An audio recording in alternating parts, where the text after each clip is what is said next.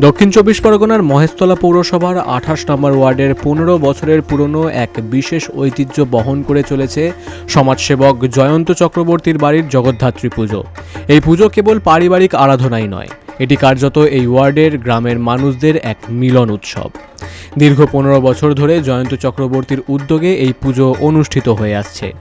এই পুজোর অন্যতম প্রধান আকর্ষণ হল গ্রামের সকল মানুষকে একসঙ্গে ভোগ বিতরণ করা।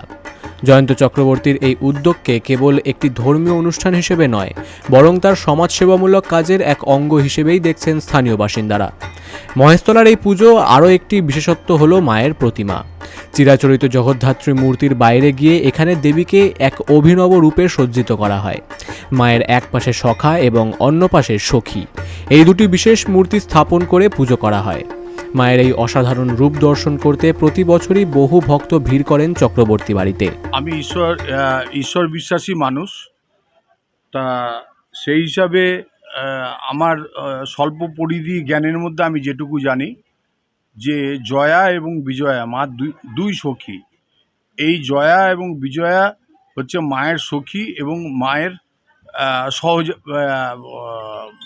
সহযাত্রী। মা যেখানেই যান সেখানে জয়া বিজয়া মাকে পথ দেখিয়ে নিয়ে আসেন। তা সেইটাকেই মানুষের কাছে তুলে ধরবার জন্য জয়া বিজয়া এখানে মায়ের পাশে দাঁড়িয়ে আছে। ১৫ বছরের এই নিরবিচ্ছিন্ন ধর্মীয় ও সামাজিক আয়োজন মহেশতলার বুকে এক ব্যতিক্রমী দৃষ্টান্ত স্থাপন করেছে। ধর্মীয় ভাবাবেগের পাশাপাশি এই পুজো স্থানীয় মানুষের একত্রিত হওয়ার এক সুবর্ণ সুযোগ এনে দেয়। কলকাতা থেকে অরুণ লোধের রিপোর্ট, বিগ নিউজ বাংলা।